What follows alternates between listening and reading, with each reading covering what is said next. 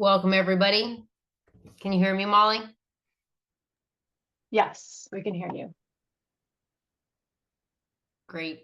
We will give folks a couple minutes. It's 6 o'clock on a weeknight, so I'm sure folks are busy, but we'll give folks a couple minutes to join. But we will try to start in just 2 or 3 minutes.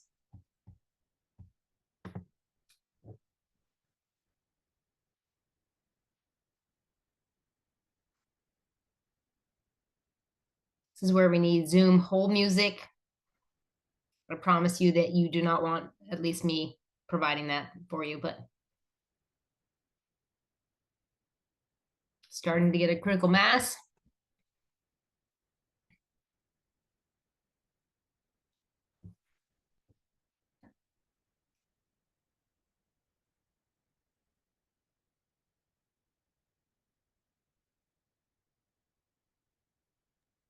Sounds like some people are having trouble getting into the webinar link, so I'm just following up with some folks who are reaching out online. But it does look like there's quite a few people that have been able to join, so I think we can get started in just a moment. Great. Thank you, Molly. We will give 2 more minutes to make sure we help people get into the Zoom. Looks like we have people joining. If you're wondering where you are, you're at a virtual public meeting for the Maine Climate Council, and we'll start in just a minute or two.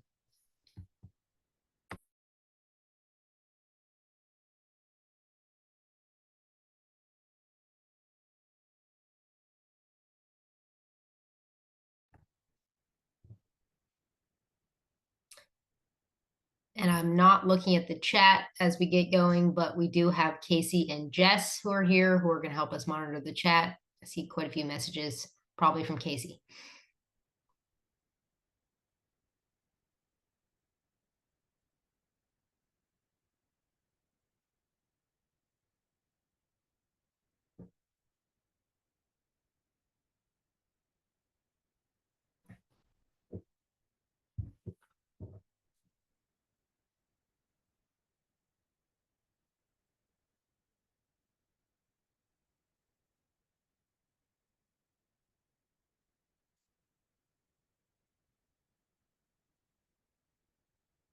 All right, we will get going in just a minute. I'm looking to Molly, who is helping a couple folks join this.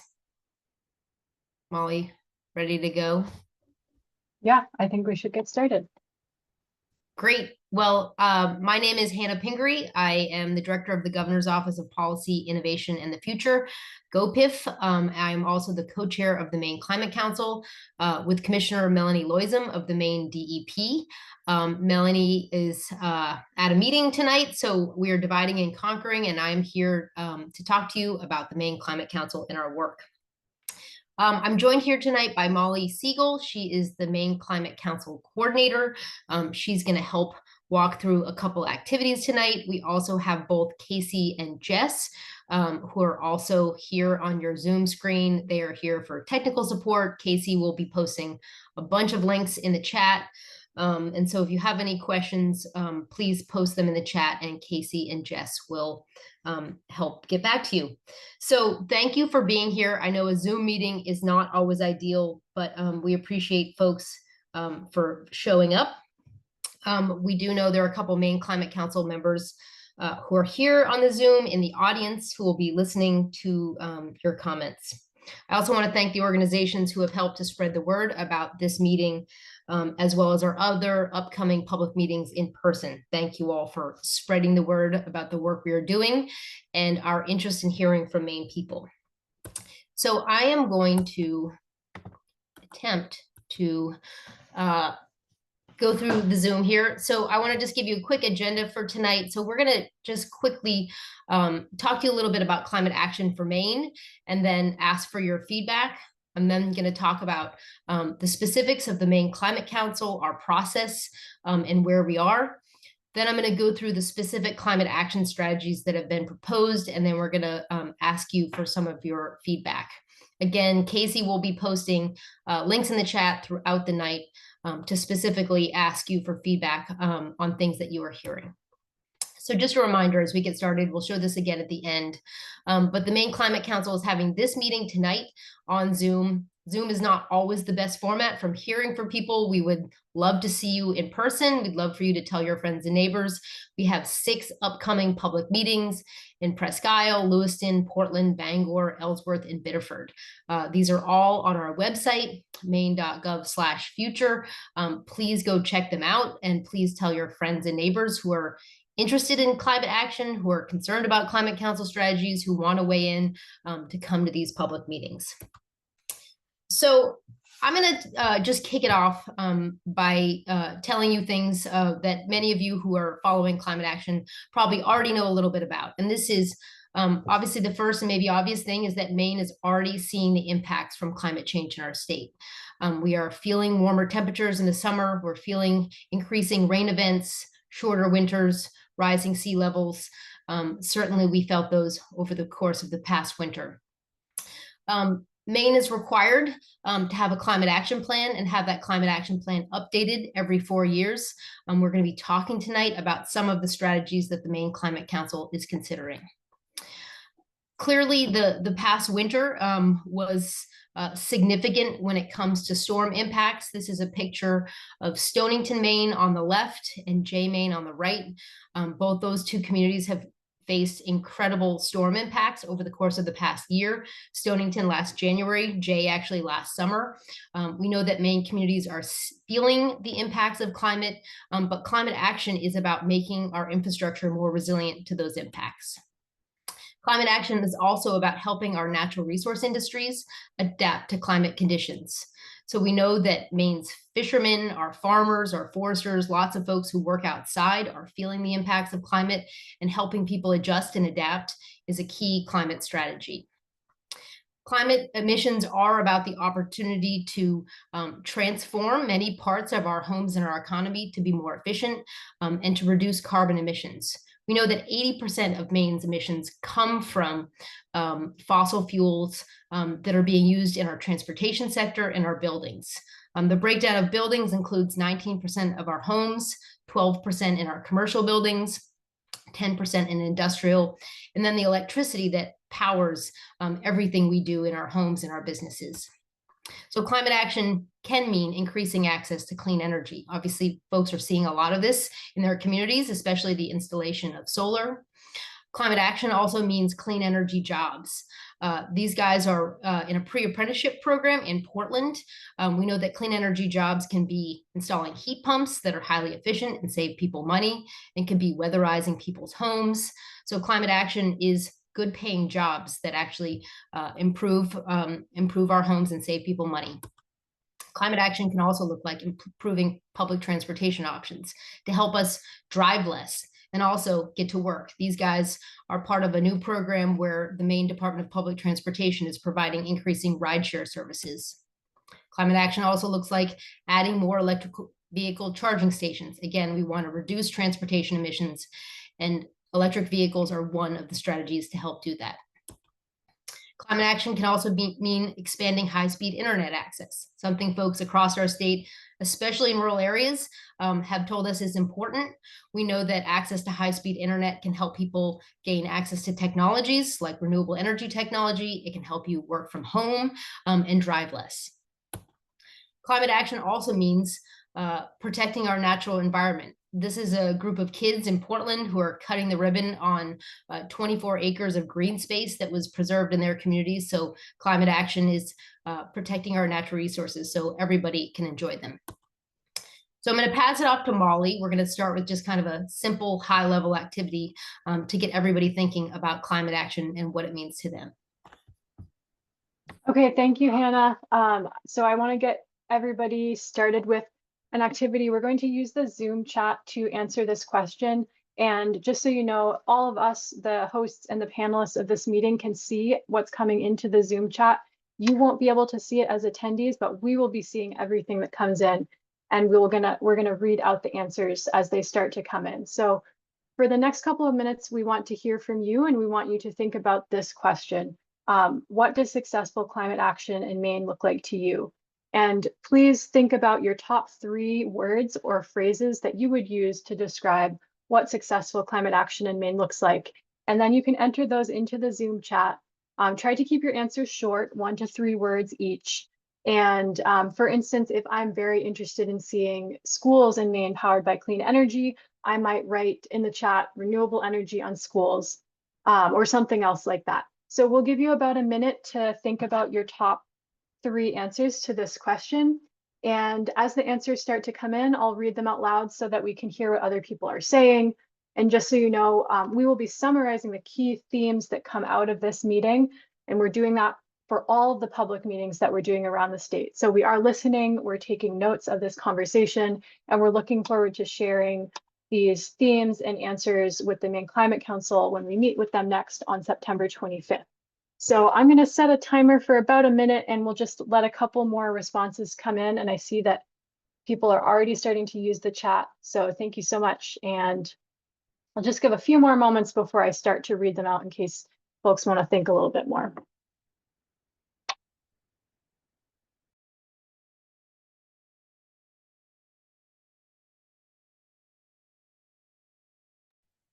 Okay, we are getting quite a few answers. So I'm going to start rolling through what we're hearing. We probably won't get to all of your answers today, but we are keeping track and we're taking note of these. So I'm hearing plan, adapt, and move, moving away from fossil fuels, clean, cold, fresh water. What else does climate action look like? I'm seeing thriving communities, economic well-being, enforcing speed limits, some adjectives: systematic, aggressive, and safe. Taking down dams, road causeway impacts to sea level rise, thriving cold water fisheries. I'm going to scroll down to some of the more recent answers just so we can make sure that everybody gets a chance to chime in here. I'm seeing new job opportunities, resilient working waterfronts, limiting fossil fuels, engaging students. That's a big one. Electric school buses statewide, another one that relates to students. Stopping the fossil fuel industry. Climate action is health action. Plastic alternatives, reduce carbon emissions. Plan for adaptation, withdraw, harden. Revise town building ordinances. Reducing vehicle miles traveled. We'll hear more about that later. More solar power for everyone. Weatherizing all buildings. Municipal energy efficiency. Solar panels and heat pumps.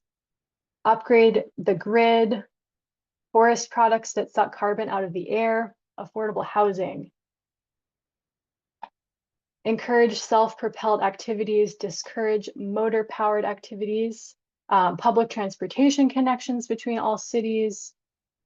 Offshore wind development. Preparing for climate change impacts. Changing building codes. Small scale, local, understanding the dominoes, including rural residents and students. Insulation, resilient and robust natural environment, reducing sprawl, developing in towns. We are still getting answers coming into the chat, but I think we probably want to move on to the next section if that sounds good to you, Hannah. Sure. Give us the 3 more, Molly, and then I'll move. It's awesome. Thank you. I see 99 plus comments in the chat. This is awesome. Community-based education and incentives, removing invasive plants, incentives for schools, for removing invasive plants, permitting reform, community microgrids, stop using fossil fuels and local food. Thank you all so much. We'll try to put these together into a summary when we put the materials online so that folks can see more of the answers that were coming out that we were not able to read tonight. Awesome. Thank you, Molly. And thank you everyone for kicking it off by chiming in. Those are a lot of words that hopefully you will actually see repeated. Those are words that came up in our working groups and will come out, many of them in the strategies that you're going to hear about tonight. Okay, let's see if this keeps working. Here we go. So I'm gonna just start off with again a bit of more context on what the Maine Climate Council is and where we are in the process, and then I'm going to walk you through at a very high level the strategies.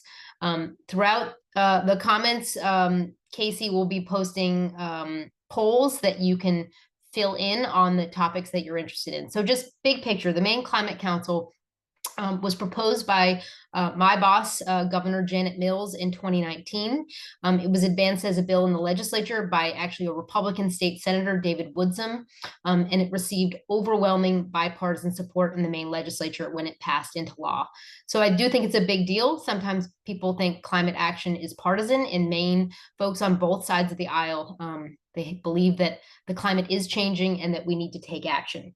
So the Climate Council is a group of 39 members. They are folks from legislators to members of state government, fishermen, farmers, municipal leaders, small and large business owners, concerned citizens. We have youth members, tribal members, and lots of others. So the 39 members are meant to be representative of lots of different sectors of our economy and our state.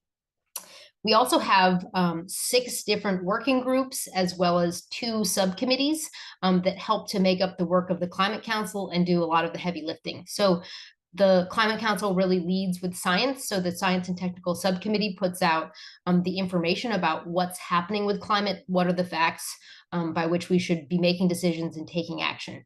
The Equity Subcommittee looks across all the working groups' work and makes sure that the climate proposals that we are considering really consider those who are disadvantaged and ensure that there are equitable, both positive benefits, and we are addressing challenges that people across our state are facing.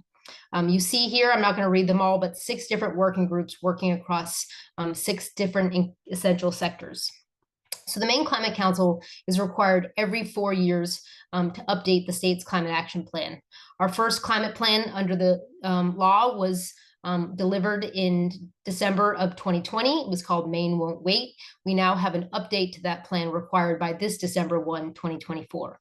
So the climate law requires us to do a couple of things. First, to reduce our emissions to meet our requirements globally to help reduce the impacts of climate change. So we want to reduce emissions at least 45% by 2030 and 80% by 2050.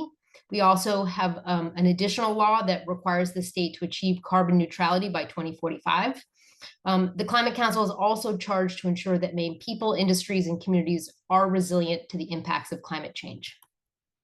So really, to reiterate, the 2 major focuses are reducing our greenhouse gas emissions and making our state more resilient to the impacts of climate change. But as we do that work, we know that we want to foster economic opportunity, protecting those sectors that are impacted by climate, but also creating opportunity as we transition away from fossil fuels and create clean energy jobs in our state. We also want to advance equity through our climate response. So where are we in the process? So again, we delivered the first plan in December of 2020. We started working on the update of the plan in May of 2023.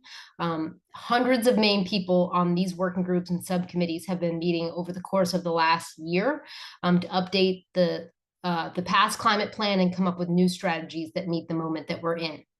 So this past June, the working groups proposed new strategies. And later this September, the Climate Council will specifically start to consider those strategies and decide which ones are important to prioritize. We are spending the month of September traveling the state of Maine, hearing from as many Maine people as possible, so we can ensure that the Climate Council is informed not only by the working groups, but what Maine people think is important. Again, we are required to update the climate action plan by December 1, 2024. That gives time for the governor, the legislature to deliberate and figure out how to help support the strategies proposed by the Climate Council. So the working group recommendations. I am going to do an overview, and I just want to emphasize that these recommendations represent the incredibly hard work of all of the co-chairs and working group members who, again, come from all over the state of Maine, all the time and energy they have put in. There are very detailed recommendations that I will be talking about in just a slide or two.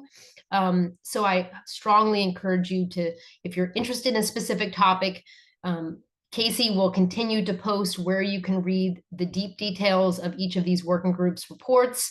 You can watch a video of the co-chairs presenting on these topics, and we're going to keep sharing specific polls around each of the strategies.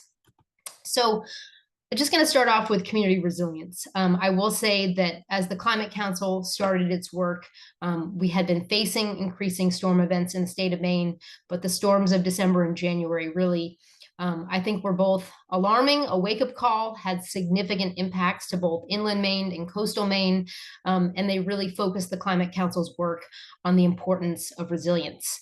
These are just a couple pictures of Western Maine, downtown Hallowell, some people on Vinyl Haven working together, thinking about what to do about sea level rise in their community. So the Community Resilience Working Group has 6 strategies. They build on the strategies that they proposed 4 years ago. A lot of our work is about how do we empower local and community efforts around resilience? How do we help people at the municipal level? How do we help communities who want to make a difference? How do we ensure that communities have the tools they need to take action? We need to enhance state and local abilities to assess climate risks, to ensure that people have the data they need to make good decisions, to help people prepare for and recover from the kinds of natural disasters we are seeing, whether it's increasing storm events, heat events, wildfires, and ensuring that communities have the infrastructure ready that is adaptable to the kinds of impacts we are seeing. We also need to establish a framework for measuring the effectiveness of adaptation and resilience. I haven't talked about it, but the Climate Council over the last 4 years has really focused on ensuring that we are not just putting out ideas and a report, but that we are actually accountable to the kinds of goals that we have set. So we have reported every year over the last 4 years on how we're doing on the Climate Council's goals, but measuring adaptation and resilience is hard. So the working group has specifically recommended that we need more specific tools to measure how successful we are in preparing our communities for climate impacts. Another strategy is to improve information and education about climate and health. Again, increasing storm events, heat events require us to do more to reach out to communities to help people understand how do we respond to high heat days? How do we ensure that older aging Mainers in their home are prepared? How do we deal with the kinds of mold that we are facing because of flood events? Expanding access to funding and financing for climate adaptation and emissions reduction is key. We know that funding is what communities are asking for. They need help and capacity to plan, but they need help and capacity to take action. And that comes through funding, especially for infrastructure. The working group also talked a lot about mental health. We know that the storm events of this past winter were alarming. They were scary. People saw wharves washed away. They saw their homes damaged. We lost 4 lives. So we know that climate is impacting the lives of Maine people, and we need to do more to prepare for the mental health impacts that our communities and our people are facing. So I'm going to go next to the Coastal and Marine Working Group. These are all happy pictures, even though a lot of our working waterfront wharves saw tremendous damage over the winter. But we know that helping our coastal communities respond to climate impacts is key. The picture you see on the lower right is the Deer Isle Stonington Causeway. It was in our last climate plan. It's been viewed as one of the most vulnerable pieces of infrastructure in our state. The Maine DOT is currently undertaking a major project to raise this roadway. So we know that coastal infrastructure is incredibly vulnerable. So the Coastal Marine Working Group was pretty simple with their recommendations. They have just 3 of them: to build healthy and resilient coastal communities and protect critical place-based infrastructure. We know that infrastructure, especially working waterfronts, but lots of other infrastructure, it needs immediate and urgent action to help protect it for the future. We know that fisheries especially are changing, and it impacts the livelihood of fishermen, aquaculturists, and lots of other coastal industries. We need to do more to help them adapt. We also know that there's lots of change happening in the Gulf of Maine, and there needs to be more done to monitor, conserve, and increase the resilience of coastal and marine ecosystems. So next, I'm going to talk about natural working lands. I think many people know that Maine is 90% forested. We're a state where we love our natural spaces.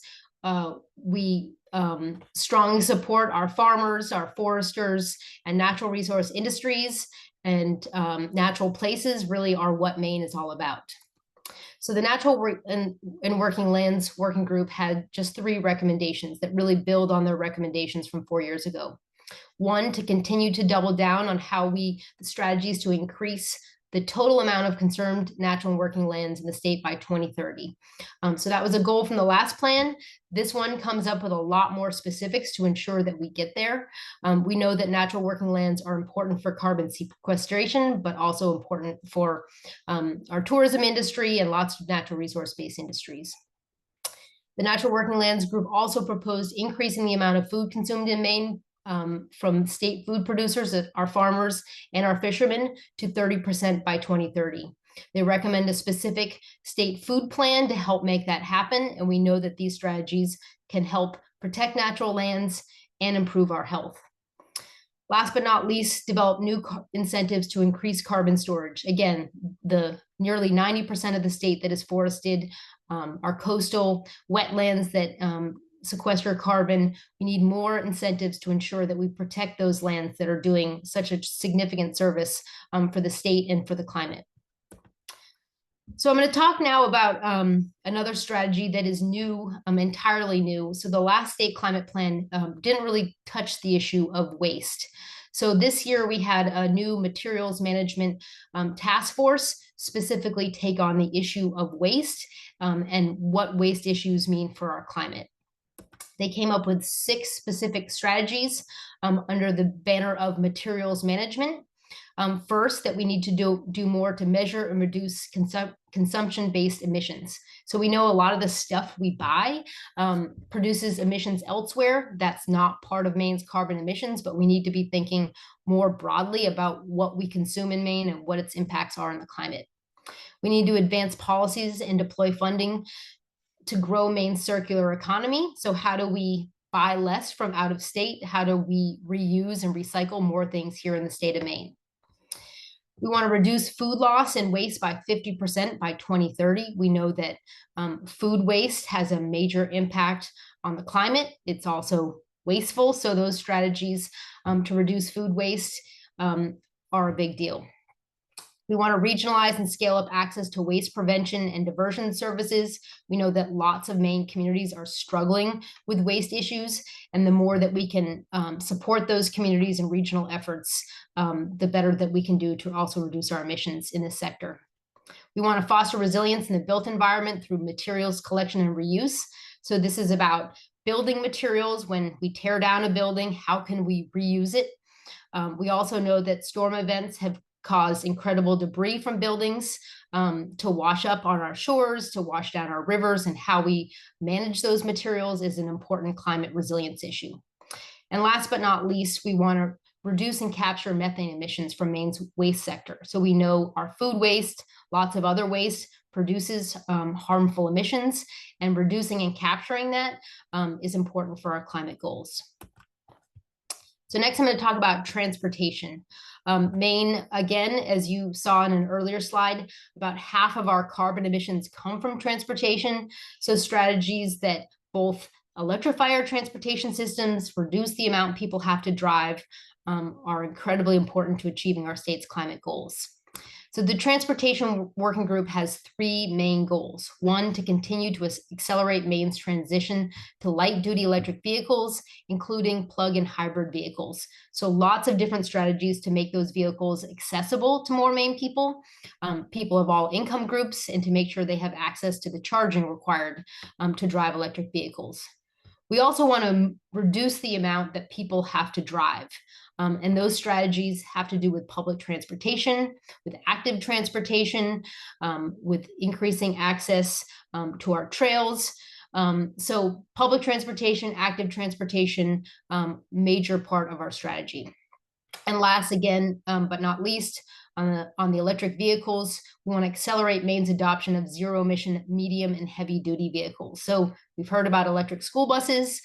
There's lots more electric vans on the road. We're seeing electric trucks. So it's a new and innovative technology, but we know that it's incredibly important to reducing our emissions and meeting our transportation reduction goals. So now I'm going to talk about buildings, a working group led by Molly. So I should have let her do it, but I will do it quickly here.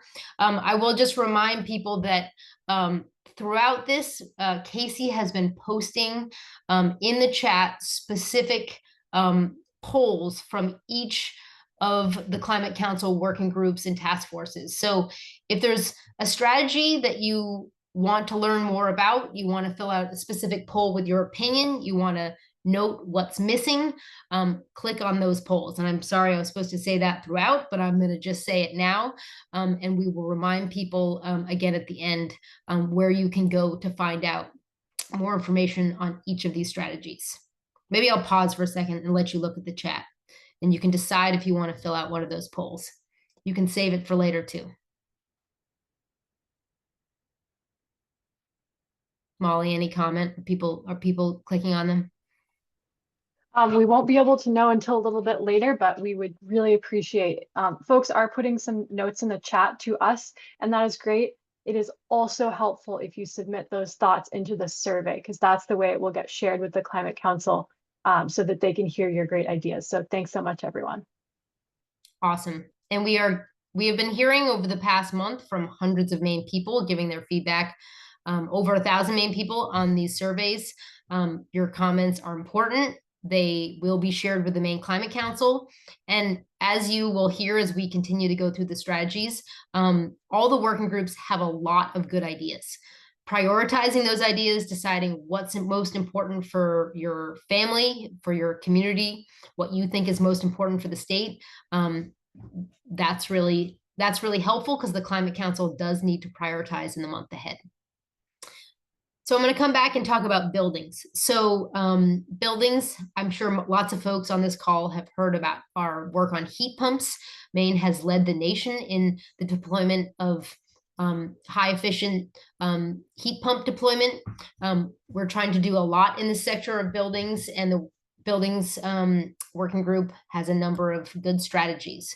So we want to continue the progress in making homes and businesses more energy efficient by investing in weatherization and heating systems. So the governor talks all the time about how do we weatherize more buildings? How do we ensure that people can use less energy to heat their homes?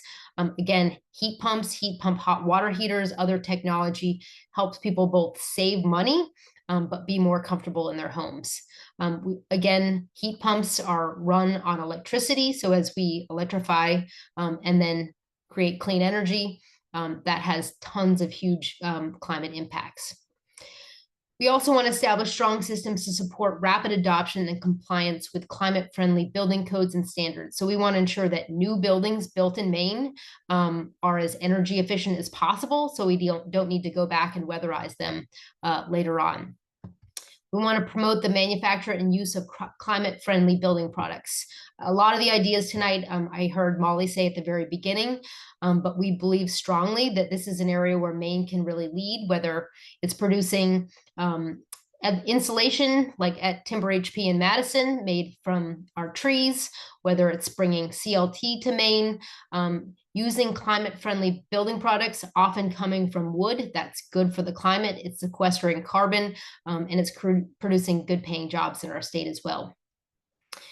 The working group also talked about measures that reduce carbon emissions and improve resilience. So we know that solar panels, battery storage, strategies to make our buildings more resilient to flood impacts, all of those are key for both resilience and clean energy. Accelerating decarbonization in industrial processes is also important. So our large factories, there's a lot of focus of federal funding on how do we support industry in reducing its emissions.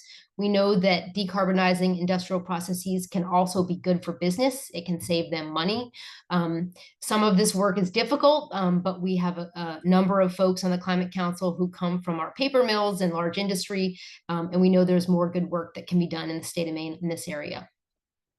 Last but not least, we want to continue to lead in publicly funded buildings. So the state has really focused over the last couple of years on our municipalities. How do we support municipalities to take action in public buildings as well as state buildings? It's important that the state walks the walk.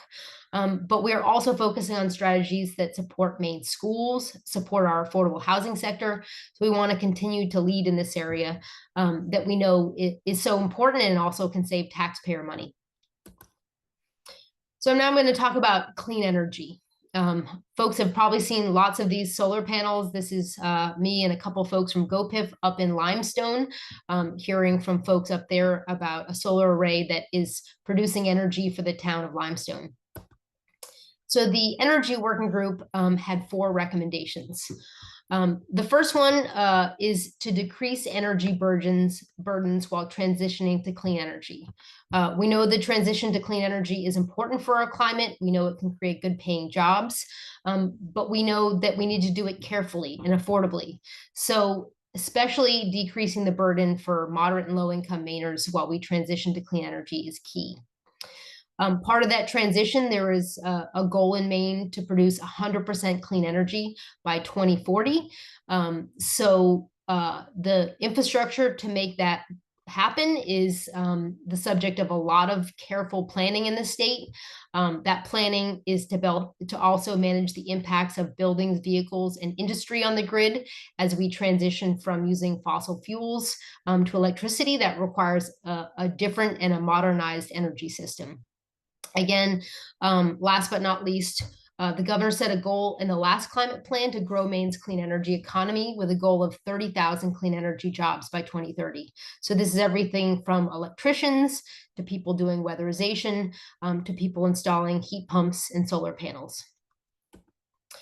So one of the last task force groups was around land use. And we know that issues of land use have overlapping and sometimes conflicting climate goals. So the state has bold housing needs, and we as a state are growing. We want to reduce our transportation emissions, which often comes when people have to drive less. We have to manage for increasing sea level rise, for storm events that are flooding communities in new places. And simultaneously, we're trying to protect natural working lands and cite lots of clean energy to meet our bold goals. So these conflicts, these overlaps required another set of recommendations that really help to kind of overlay a lot of the work of the Climate Council and how we think about land use planning. So the land use recommendations are 3 important big picture recommendations. They may sound familiar. Again, I heard this in the comments early on, but the Climate Council does know that it's important to promote smart growth, to reduce emissions, prevent natural working land conversion, and to create affordable housing. There's a whole suite of strategies underneath everything I've said tonight about how we make that happen. We know this work happens at the community and regional level. So how do we provide more technical assistance to communities and communication tools to support land use planning? These decisions are made locally. It requires citizens to be engaged and supportive. So lots more work that needs to be done in this area in every community across Maine. And last but not least, to use incentives and regulations for land use policies that reduce emissions, foster vibrant community centers, reduce sprawl, and provide measurable benefits. So how do we use carrots and sticks to help make the kinds of smart growth land use planning strategies that we know make sense possible? So I've done a lot of talking.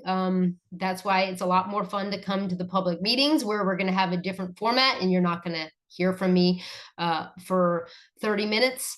But we now, again, want to hear from you. So I'm going to pass it back to Molly. And again, thank you to so many people for sticking with us.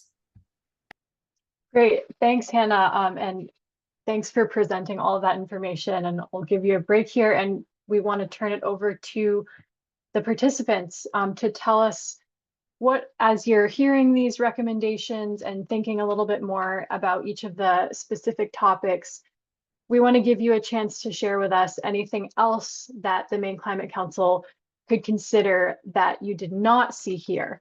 So we're going to use the Zoom chat. Again, the Zoom chat is visible to us who are running the meeting, and we are going to do our best to read as many of these answers that are popping up as we can, because we want to give you all of the 70 or so people who are in attendance, a sense of what other people are thinking and are saying. So again, the question will be up on the screen here. What else could the Maine Climate Council consider that you did not see or hear tonight? This is your chance to add more detail or express a concern for a recommendation that you've seen, or to give some suggestions for something that you would like to see reflected in the recommendation. So for instance, if I am a small business owner and I am interested in seeing more support for businesses to install heat pumps, that's something I might put into the chat. And again, please keep them short and concise. The shorter they are, the more answers that we'll get to read tonight and share for you all. So I see that we already have some starting to come in, and I'll go ahead and get started with reading these because we want to make sure that we get to as many as possible. And I might summarize a little bit if they're a little bit long. So here we go. Where I'm hearing, ask all drivers to consider taking one day each week as a no drive day. So gets back to our reduced vehicle miles traveled. Asking the Maine public employee retirement system to divest from fossil fuels, implement that law. Mention of cruise ships and their massive emissions. So somebody's suggesting we need to have more consideration for cruise ships for air and water pollution. For materials management, incentives for household biogas digesters to produce cooking gas. That's not something I've heard about before, so thanks for that suggestion. Let's see. The Skyway by Microrail, a transportation system more efficient than EVs. Support towns that choose to implement managed retreat strategies, so that's getting out of harm's way. For transportation, incentives for peer-to-peer car sharing programs, such as Uber Car Share in Australia. That's a good one to write down. I'll have to look into that. Help smaller communities with their climate action planning, so building community capacity. More public education on why we can't build hardened high seawalls everywhere on the coast. Promote the growth of farming hemp in Maine, a significant replacement product for many plastics. Education programs that emphasize living lightly within Earth's ecological cycles. The direction seems to be economic benefits without considering environmental impacts. For community resilience, neighborhood conversations on climate change to educate, support mental health, and foster psychological resilience. Address exponentially growing use of data servers that power AI. Additional incentives for K-12 education to protect our resources. For buildings, creating subsidies and incentives for household battery storage systems. Helping small businesses that are struggling with enormous electricity costs. That is one that we hear a lot. Electricity costs are a big concern for everybody right now. A plan to support nonprofits in addition to businesses. Somebody points out that many options for financing and tax credits are not available to nonprofits. I would recommend looking into what's called direct pay, which is a new IRA provision by the Internal Revenue Service that allows some nonprofits and other tax exempt entities to claim some clean energy tax credits. Somebody thinks that we should have more rail-based use of our state rail corridors. In planning for infrastructure improvements, how much sea level rise should we plan for and prepare for by 2100? So good question about communities being able to plan for sea level rise.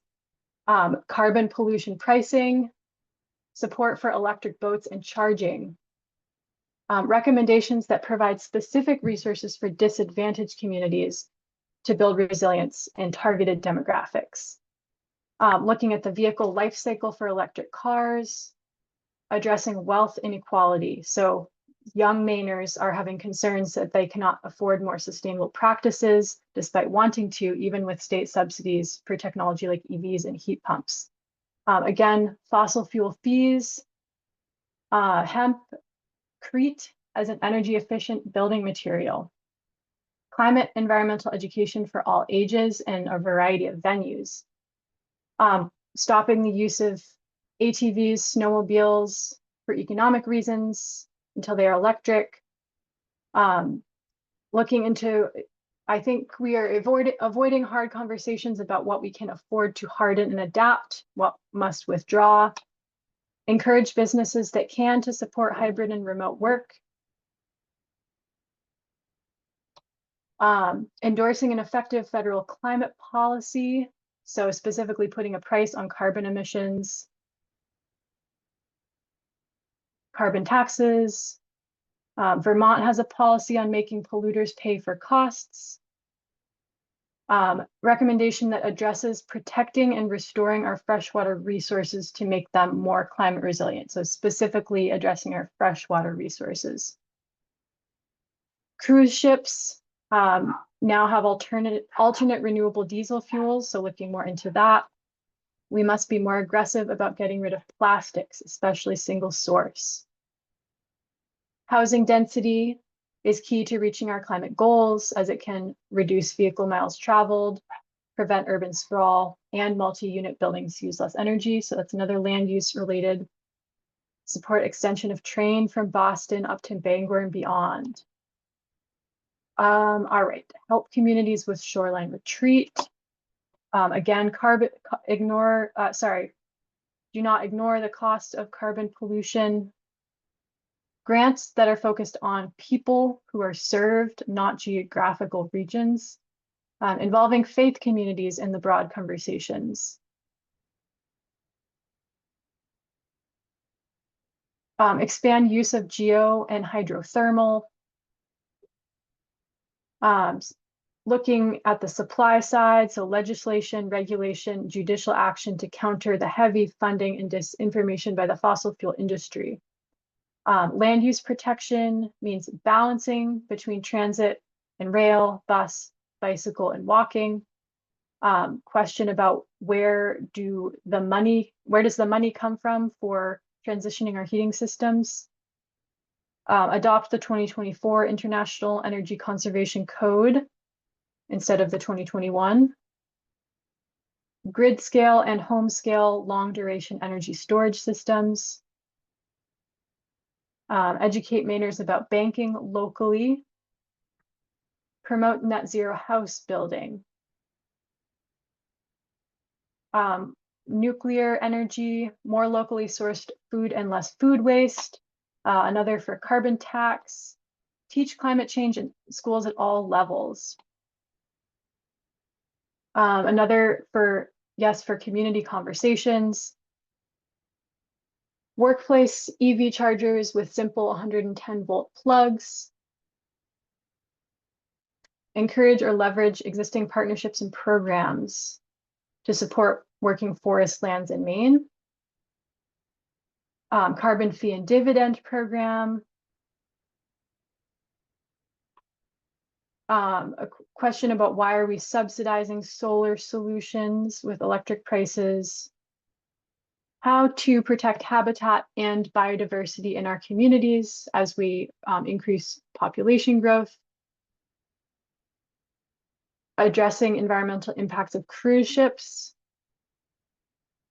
EV charging stations, make them readily available. Increasing the mile per gallon of gas cars. A concern about that offshore wind power is not a good choice. We should discourage fossil fuels, similar to the way that we tax cigarettes. Promote smaller living. Transportation working groups recommendations, concern that they should mention cleaner, greener liquid fuels like biodiesel, renewable diesel, or hydrogen. Salt brine from desalination can be used to pre-treat roads in winter. Doubling the bottle redemption fees. I'm going to skip down now to see some more recent answers. We definitely won't get to all of these, but I do want to keep looking at what people have typed in more recently.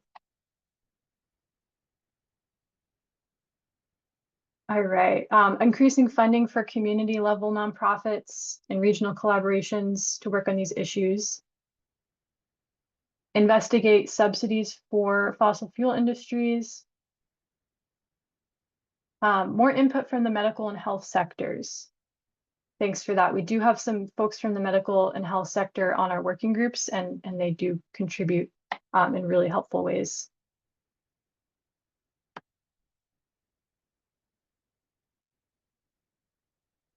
Okay, so a comment about there are lots of rural development apartments in Maine, and they lack funding for transitions such as transitioning to electric heat pumps. Explore the ramifications of installing artificial turf playing fields, toxicity, destroying carbon sequestration spaces. And then another comment about that biofuels can play a role in heating and industry. More efficient ways for undertakers to cremate corpses, a new one I haven't heard before. Okay, I think we did get through most of the comments, which is amazing. Thank you all so much for sharing your thoughts. And we do have a few more minutes, so if you want to keep typing some thoughts into the chat just so we can have them as a record, but we do also encourage you to, again, take those surveys so that we can share your additional thoughts with the Climate Council when we meet with them on September 25th. I think I can turn it over to Hannah now for some last closing thoughts and reminders before we sign off tonight. Great. Molly, very impressive. Thank you for reading all those. Again, we will keep track of all the comments. Many new ideas in there, some ideas that have been included by the working groups, some good suggestions. So thank you all. And again, we take seriously the comments that Maine people take. We are again going out. Oh, let me get my Zoom screen to share it. We are going out on the road. We have, again, 6 more public meetings coming up in just the next couple of weeks. So we will have more conversations at those events. So if you live near any of these locations, come talk more to us. Either Melanie Loism or I, the 2 co-chairs, will be at each of these public meetings, as well as our staff. And we'll be doing some more interactive activities to really explore the strategies and hear what people think, and have conversations with your neighbors about what might be most impactful in your community. So these are, again, on our website, maine.gov/future. Go check out the Climate Council. It includes a very prominent link where you can sign up to attend these events. We'd love to have as many people in Maine as possible engaged. Again, really appreciate everyone who came tonight and gave us a lot of their time and energy. Again, we'll keep saying it over and over, but please tell us what you think. You have told us what you think. You've given us more ideas here tonight. But please take the specific surveys. You can take them all. You can take just one on the one working group you want to weigh in on. You can also go to our website and provide us a more detailed letter, thoughts, in whatever form makes sense to you. Again, we want to hear from people. We want to hear their ideas and concerns. And again, we will share the feedback with the Maine Climate Council. This is not just the 4 of us hearing it in this Zoom and keeping it in our computers. We will share your thoughts publicly with the Maine Climate Council. So maybe just one little more fun thing, as we put the next climate plan together, we are running a Climate in Me, that is our specific website to engage Maine's young people in climate action. And in our climate plan, we are running a specific, I don't want to even call it a contest, but we want to collect art from young people across the state. So if you are a Mainer between the ages of 9 and 22, or you know one, I think you all do, we encourage you to share this climate art challenge with young people in your life. We are looking for art to include in the next state climate action plan. Again, we've had lots of young people, youth members involved in all of our climate council working groups, but we really want to represent climate action, what young people think climate action should be, what they're concerned about. We have found that art is a great way to help share. So art is due by October 1st. You can go to this link. You can put your phone right now on this, forgot what those things are called, QR code, and you can go, you can also find it through our website. So I'm just gonna finish out. This is again our last 4-year climate action plan. Maine won't wait. We're again incredibly excited, heartened to update these strategies. Mainers across the state have been taking action over the last 4 years. It is evident in every community from the north to the south of our state. We really want to hear from you in the coming months, and we want to get you involved in the kinds of actions, whether you care about resilience, whether you care about clean energy, whether you want to make your home, business, or school more efficient. We want you to be engaged. So again, thank you so much to everyone for coming tonight. Thanks for the organizations and people who help spread the word. Keep doing it. And most importantly, thank you all for weighing in and giving us your ideas and opinions.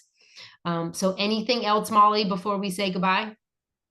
No, just thanks again for everybody being so engaged. We love seeing the action and in the chat, and appreciate you coming out on a lovely fall evening. Great. Well, thank you all. And again, the slides will be posted. And again, we will take your comments back to the Maine Climate Council. So thank you all and have a good night.